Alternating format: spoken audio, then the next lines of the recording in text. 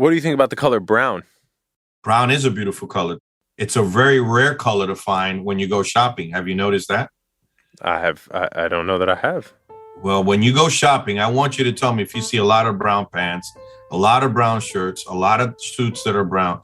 It's a very difficult color. It's hard to combine. Yo, my pops is one of a kind. His name is William Rivas, and no, he is not a stylist, although his fashion tips are classic and legendary. And the belt has to match the shoes.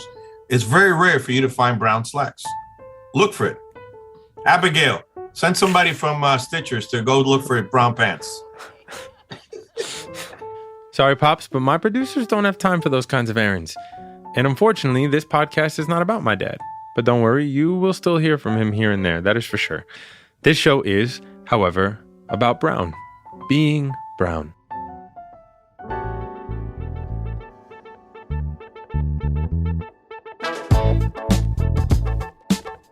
This podcast was born out of the feeling of not feeling enough as a brown man in a white-black world. I don't necessarily speak the best Spanish or look the most Dominican or the most Colombian, whatever that means. I'm just me. And yet I felt like I didn't know where I fit in. I was always trying to be something else for someone else, especially as an actor in Hollywood. And that's until I started to take back my own experiences and my own stories. I even made a podcast about the person who inspired me to do all this. His name is Porfirio Rubirosa, and he is, no lie y'all, the real James Bond. It is true, but he's Dominican. You gotta check out my first podcast all about his life and his struggle to fit in. Just scroll up right now in this very podcast feed and look for Rubirosa. I'll be here when you get back. Start with episode 1. Through learning about Ruby, I learned a lot about myself, and I realized I'm not alone. There are so many incredible, amazing brown changemakers out here, figuring out how to navigate this world, how to take up space and own their self-worth, how to let go of the white gaze. And so I created this space for all of us, a place to discuss what our experiences are like.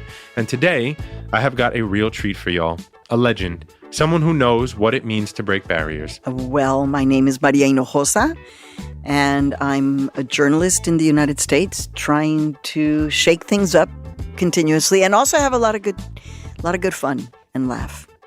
Maria is no rookie. She has decades-long career as a TV and radio journalist. She just won a Pulitzer Prize, y'all, for her podcast called Suave, a show about Maria's relationship with a man incarcerated as a teen. In 2020, she published her memoir, Once I Was You. And this year, she adapted the book for young readers. Maria has fought tirelessly to tell stories about her people, our people, for her entire career, and she is still doing the work. She had to prove over and over that her brownness is enough. Today, we'll talk about how her parents' experience in the U.S. shaped how she thinks about this country and what she hopes for the next generation of brown journalists. My name is Christopher Rivas, and this is Brown Enough, Stories Between Black and White. Here we go, y'all.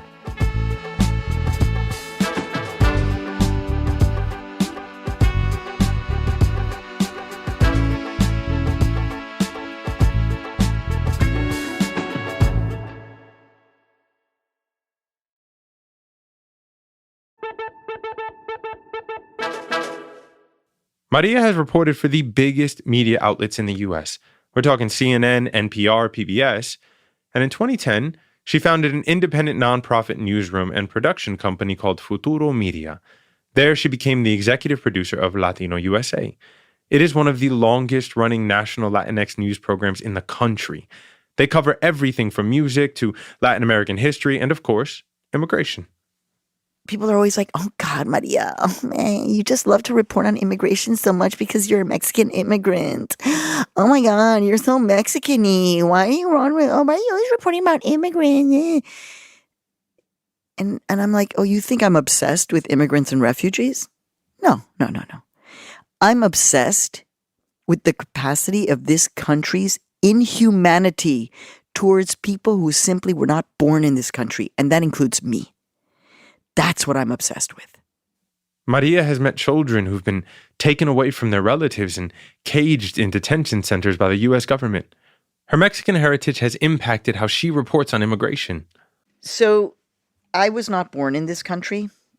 I was born in Mexico. I'm a proud Mexican Well, I'm not a citizen because when I chose to become a citizen of the United States, I had to give up my Mexican citizenship.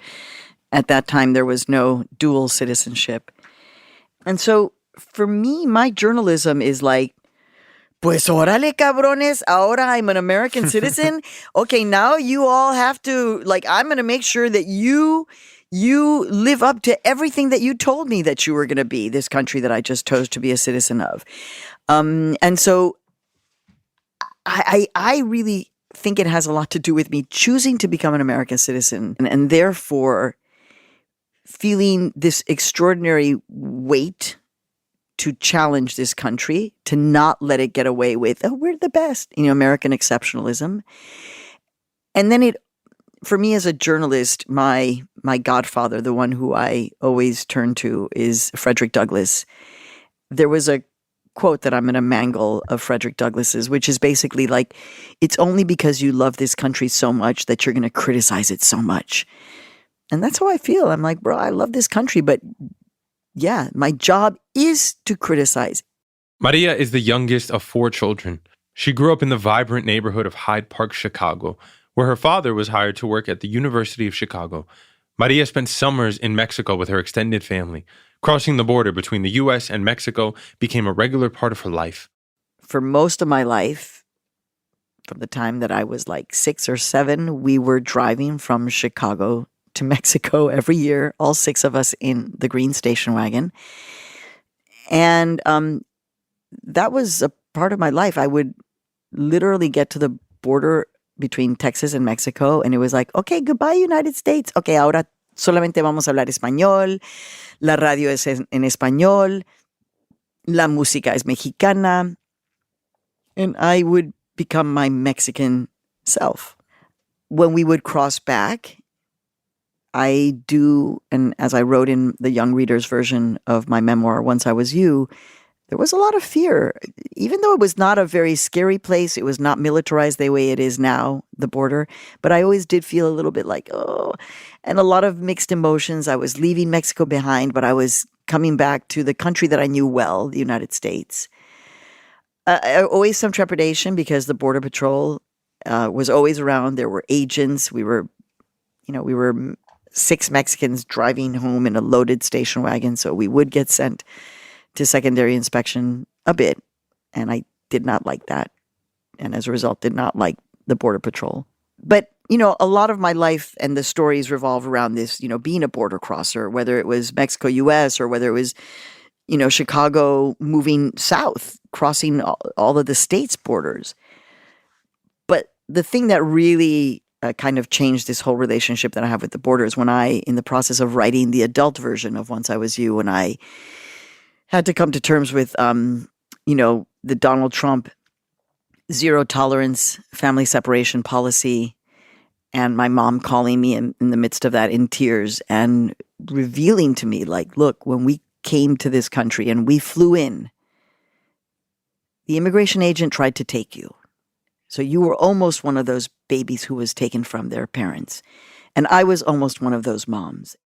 Upon arriving at an immigration checkpoint in Texas in 1962, baby Maria was about to be taken into quarantine because an agent saw she had a rash. But Maria's mother did not let this happen. She raised her voice at the tall, blonde Texan agent and told him that he would not take her baby away. And he didn't. When Maria's mother told her this story as an adult, Maria couldn't believe how powerful her mother was. She understood her rights as an American before she even had citizenship. In her book, Maria describes her mother as a feminist chingona badass. And when my mom kind of came to this revelation in her 80s, that's when, as we say in Mexican Spanish, me cayó el quinto, and I understood exactly why I am the journalist that I am, that I really felt like, holy shit, like that trauma of almost being taken by an immigration agent upon your arrival for the first time to this country left an indelible, profound imprint on me, and that's why I do the kind of journalism that I do. Maria's father was another person she looked up to. He was a scientist, recruited by the University of Chicago. He moved to the U.S. before Maria and her family in the 1950s, smack dab in the middle of the civil rights movement. There's an incredible story you share about your father during the 1950s before he gets hired by the University of Chicago. His story reminded me about my own pops, who chose to identify as white on his driver's license. Can you please share the story about your dad choosing which bathroom to use? Wow. So your dad choosing white as a Dominican man is so layered because I'm married to a Dominican man. So I understand that, right? With the erasure in the Dominican Republic of anything that is black. And in my father's case, as a brown Mexican, when he finds himself in the U.S. for the first time in Texas by bus coming north to Chicago, to the University of Chicago, and they stop at the bus stop. And, Mexico saw the United States as an advanced, industrialized, modern country. And so it's the 1950s, and my dad gets off the bus to go to the bathroom. And I'm sure he was probably like, no, pues va a estar muy sucio, no, pues, it's going to be dirty. Like that was probably the thing he was thinking about. And instead he's faced with, colored versus white. And he was like, ¿qué es esto? Colored or white? And he looked at his skin. He's like, well, I'm definitely not white, but I'm not black. And so I'm going to choose the privilege, right? And I'm going to err on this side of this. And I think this is the complex conversation about Latinos and Latinas, right? Is our proximity to whiteness, our ability to choose it if we, like in my father's case. But I think this marked my dad because he felt like, I think he felt kind of shafted by the United States. Like, you guys portray yourselves as so advanced, and yet you're doing this kind of ridiculous bullshit. I also think my dad thought, well, if they have a bathroom door for white people and one for colored people, will there soon be one for Mexicans? And we're kind of not far-fetched. And then I think my father felt like he kind of, like he got by, like he squeezed in, like he wasn't his full self, right? Because his full self would have been, well, I'm not white. So I always feel like that he felt like a part of him was being erased in this country, and that it gave my dad an element of distrust about the United States. And you know what? I'm really thankful that it did, because I think my dad passed down to me como que esa cosa como que, bueno, sí, pero los gringos, y hay que, there was always a little bit of, bueno, sí, pero, and I'm glad because that makes me a better journalist. Again, happy to be an American citizen, as my father was, but also glad that he did not kind of believe, hook, line, and sinker. He was just like, I'm going to demand certain things from this country too, and it should be better. There should never have been a segregation at that level in this country, and yet it is a core part of this country's identity. Still is. And still is, right? Hard to answer. Still want to ask it. What do you think you would have done in your pops' shoes? Oh, in that moment? Yeah. I probably would have done the same thing, because I think that we have to remember the amount of fear that now already was clear that if you were black, you were a target. You were, you could be targeted. You were targeted. And so I think that I would have probably said, well, I don't want to be targeted. I don't want to be attacked. And so you're right. It's kind of like, it's the privilege of being able to say, and so I can choose to do this.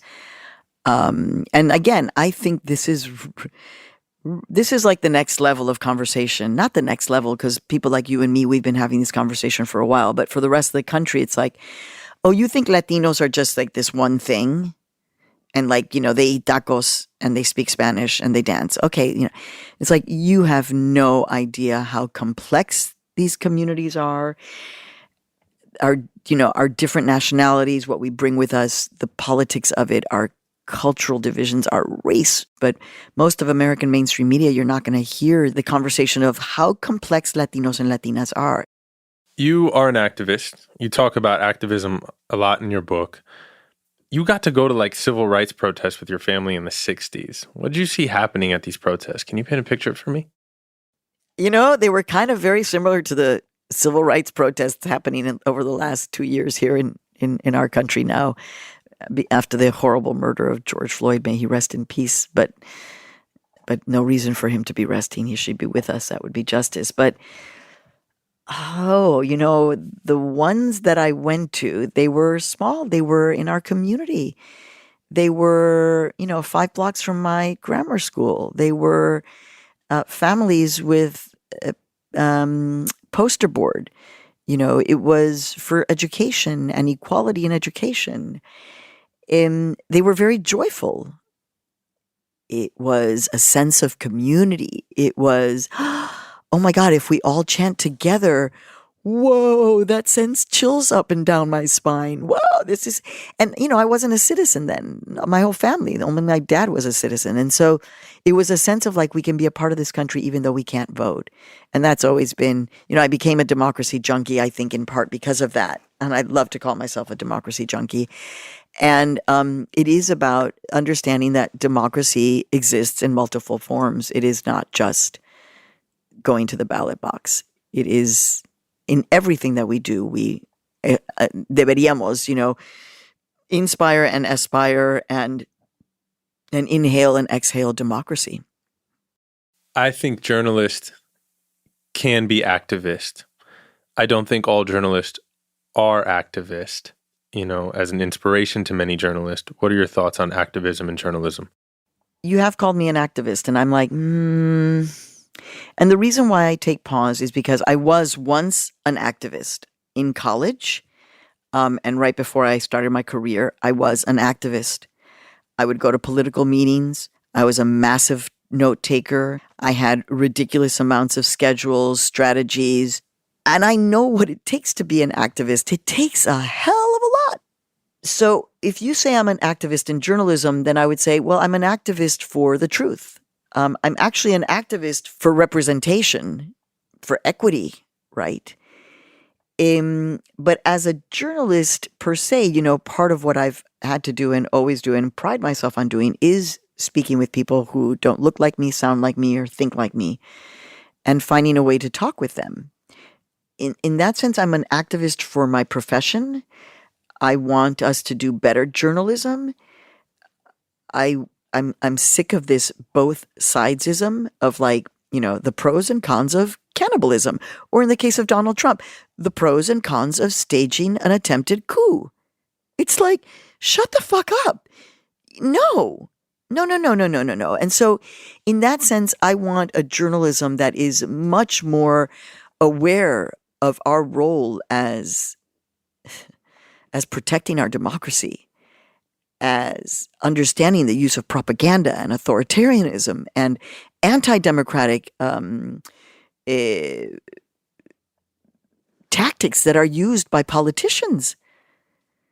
So that does sound kind of activisty. Like as I'm hearing myself, I'm like, God, Maria, you're sounding.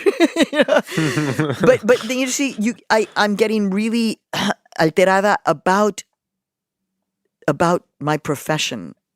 And again, my mentor is Frederick Douglass, and he was a journalist of conscience. So I want journalists of conscience to be journalists that are leading in this country. And we're not there yet. But I would say I'm an activist for the truth and for my profession. Y'all, we need more journalists like Maria out here. Those who are seeking the truth and sharing underrepresented stories. The tragic killing of George Floyd in 2020 made it apparent that newsrooms across the U.S. need to be more diverse, more Black and brown voices, but very little has been done. Take, for example, the Associated Press. 76% of their full-time news reporters in the U.S. are white. 8% are Latino, 7% are Black, and 6% are Asian. And their news management is 81% white. The decision makers, y'all. We're going to take a quick break, and when we come back, Maria tells us one of her favorite fashion choices for being on camera. Stick around.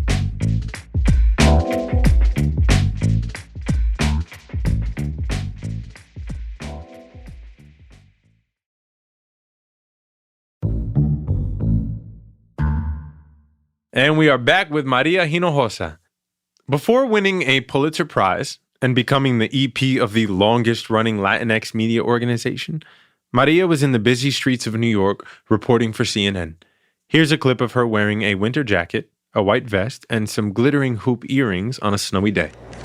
All right, well, so here we have it. That is the statue of Mahatma Gandhi taking the snow quite peacefully, actually, even though a little bit chilly here in New York. There has been snow falling. What is your relationship to hoops, or do they have any significance other than the fact that you just like them? So earrings have always been a thing for me. I think that's the thing. Big earrings have always been a very big deal for me. But then as I got older, it was harder for me to wear very big earrings because my lobes kind of grew a little bit. So hoops just make it super easy. I see them as a representation of everything Latina to me, whether it is the Afro-Cubanas, and I'm part Cuban in my legacy, or whether it is las indígenas que siempre tienen su oro, of which I am also a descendant. Hoops in the 1960s were like a very big deal. Angela Davis wore hoops. So they are a political statement, and also I think that they're just super easy, clean, and they do make a statement. And like I said, easy. I like easy. Way before the journalism and the Pulitzer, I read that you wanted to be an actress. What made you think about becoming an actress? Was there a movie that influenced you? Oh God. Well, you read about this. Yes, it's true. I did get inspired by Natalie Wood playing a Latina, and I was like, her name is Maria, and oh my God, I saw West Side Story. I think I did start doing theater when I was 8 years old. I did come to New York after watching Zoot Suit on Broadway, the first Latina play on Broadway. It closed, as you know, famously, maybe 2 or 3 weeks later. It was terrible. It was a great play, but New York wasn't ready, and I was like, I'm going to go to New York. I'm going to go to college, but I'm going to audition on the side. And then a director kind of killed my spirit. He was just like, you gave a good audition, but I don't really know. It's like, you're not really Latina enough. You're not white enough. You're not tall enough. You're not short enough. You're not street enough. You're not sophisticated enough. I'm not exactly sure, where you're going to fit in this business. I gave him my power and I let him pop that bubble, and I fell into all of my insecurities. But, the good news is of course, I became a journalist, and there's a lot of things that you learn in acting that are good for journalism. Having to be different personas in different moments, be very powerful, even though you're not feeling that way. But I haven't given up totally on my dream of being an actor. Oh, there's still time. Well, I mean, you saw In the Heights, right? Yeah. So that was me who was the protest leader. Whoa, stop. Really? I don't think that's amazing. You'll go back now and you'll be like, oh my God. I'm like the writing thing is it down. That, usually when I'm on television, back then when we would go to do television and go in the studio and have hair and makeup, I'd look very, my hair would be all done and all. For my role in Hollywood, I went to hair and makeup and I was like, ooh, they're totally going to do me up. They did nothing. They're like, no, we don't. Here's some lipstick. I was like, can I get some concealer? They were like, okay. There was very little makeup on purpose because I was playing the role of Juana the activist. I was the one who was leading the chant, Tell Our Stories, under the direction of John M. Chu, who directed In the Heights, which I believe should have won multiple Oscars. Don't get me started. Y'all, I had to go back and rewatch In the Heights to see Maria seen as Juana, and there she was surrounded by the crowd of protesters.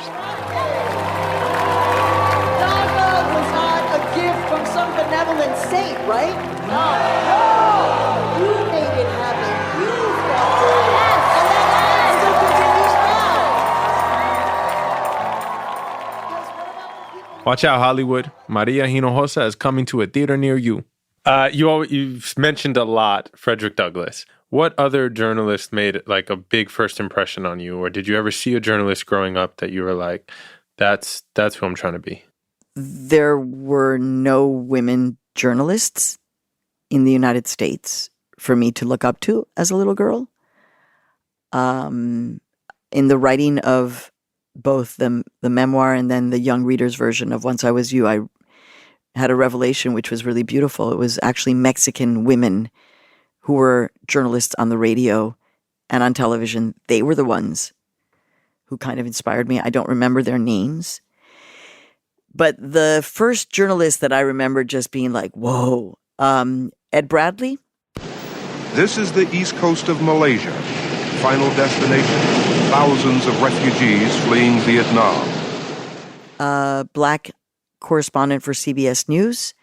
He was on the ground in Vietnam, and he was a black man, and he was a journalist, and he was so suave and smart. And please forgive me when I say this, but yes, I was very impressed by seeing Geraldo Rivera.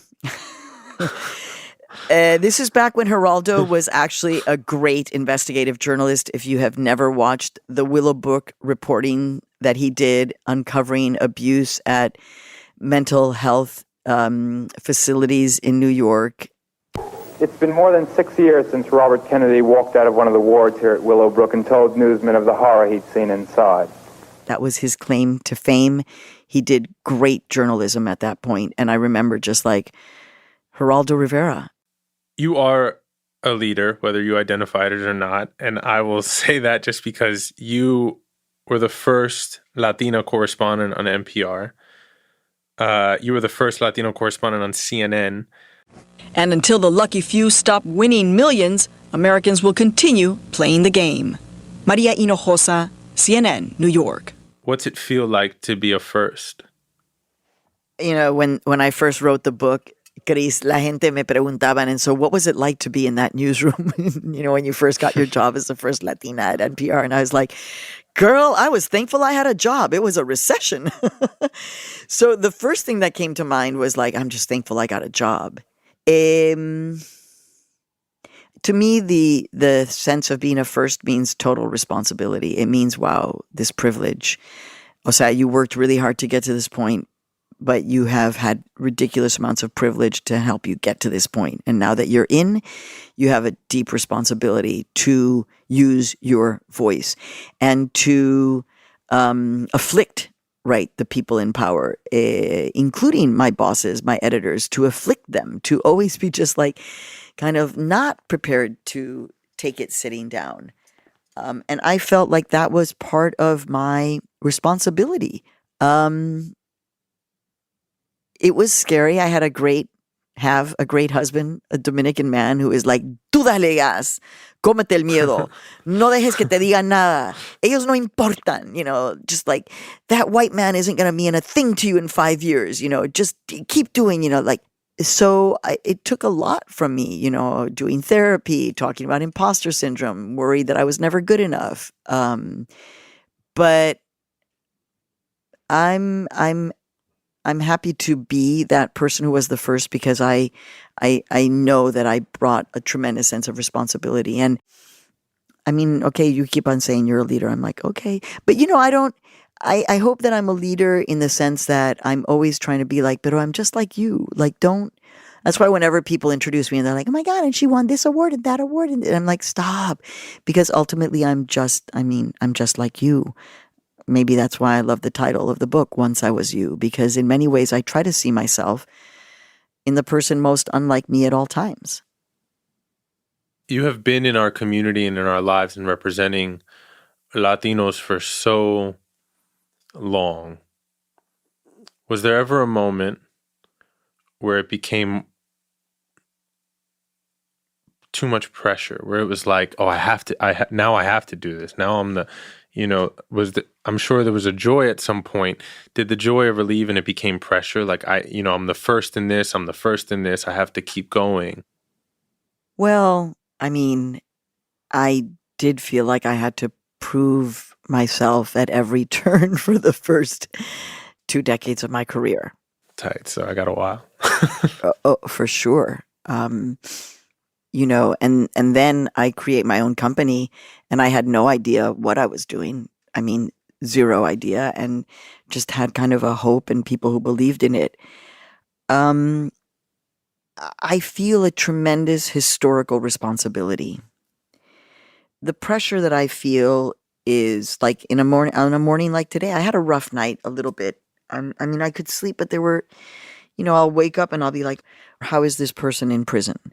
Or, is this person going to make it across the border? Or is this person being abused? Like all of the people who I know, the souls who I'm reporting about. And it does sometimes just feel like, oh my God, this is too much. This is just too much. And then it's like, see, and you wake up and it's about just chipping away. I love that term, chipping away, just a little by little, chipping away, doing everything that you can. And so I don't see this as pressure. I see this as, it is pressure and it is a lot. That's why I have need for release, which is why I go boxing, etc. But I don't take the pressure and feel horrified by it and just feel like, oh my God, maybe I did in the past, but now I'm like, no, I understand this pressure. There are not many of us, and I include you, Chris, in the conversation of Latinos and Latinas and Latinx and Latine who are deeply involved in the conversation about our future identity, our power, our politics. And so we don't have a choice. We have to do this, and we have to do it with joy and gusto. Your memoir exists for a youth audience. What are you hoping the youth gets away from reading your book? Like, what's the major differences between that audience and the older audience? So when my agent, Adriana Dominguez, said, look, I think you might want to think about doing a young adult book. And I was like, why? Like, no, I don't write for kids. Why would you even suggest that? Are you crazy? And she said, well, it's a very competitive market. Many, many books are sold. And I was like, that's interesting. And then coupled that with the data about the median age of Latinos and Latinas in the United States right now, which is 11. Hence why I wrote a book aimed at, 10-year-olds, basically. Because this is where I feel the responsibility. Oh, hell yes.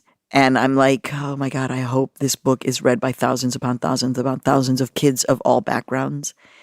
Because I want them to understand a little bit of history and their role in it and how to see their own power. So I've really understood how important it is that we are talking to younger people. And I was always that journalist who was talking to like kids in high school. That was some of my earliest award-winning reporting, was talking to kids, non-white kids. It was like people didn't do that. And so it's not a surprise now that I'm talking to even younger kids, right? Because we need to get them before they're in high school. We need to get them to understand their power and place in this country before high school.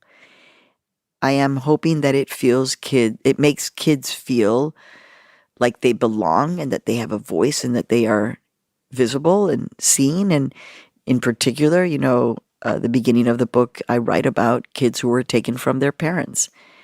And I want them to read this book and to know that they belong in this country, that we love them and want them here.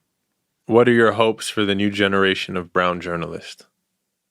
Oh my God, I love that question. I hope that they do the work to understand the kind of responsibility that they have in the work that they do. And I say this as seriously as I say this to you, Chris, as an artist and as a storyteller and arts activist, right? Is that we need them to own their full selves and understand that this is the best thing that they can do for American journalism, is to be their full selves in the newsrooms where they are, that they need to eat their fear, as my Dominican husband, comete ese miedo, tú te tienes que comer el miedo. I need them to eat their fear so that they can become the newsroom leaders that we need them to be. We Latinos and Latinas, particularly in the field of journalism, I've found some of our highest talent is sometimes still overwhelmed by their own insecurities. And that's not surprising to me. And we need to have Latinos and Latinas on prime time.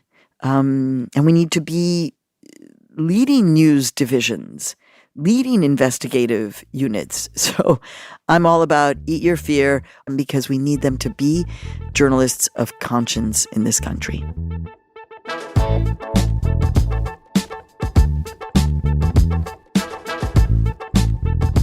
Comete Ese Miedo. Eat your fear, y'all. I'm not a journalist, but I know what it feels like to be in the position of being scared to take a leap. Being scared to take action, to make change, especially when I'm trying to make it out here in Hollywood or as a brown man in a white world.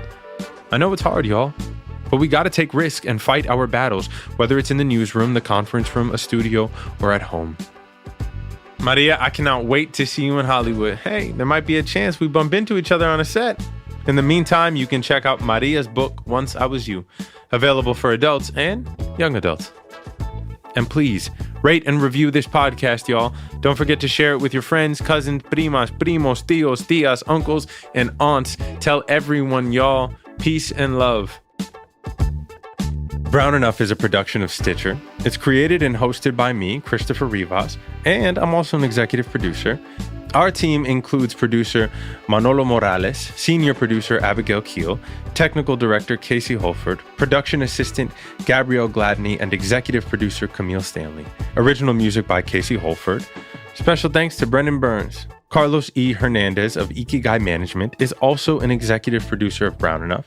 And don't forget to subscribe, y'all, or follow Brown Enough so you never miss an episode. Next time on Brown Enough. Have you been reading anything? About your book? I haven't even gotten a book. No. It's on Amazon. No, not about my book. Just in general. Have you read anything else in the world that's interesting? We're talking about books and the publishing industry with my very own publisher, y'all, Row House. You won't want to miss it.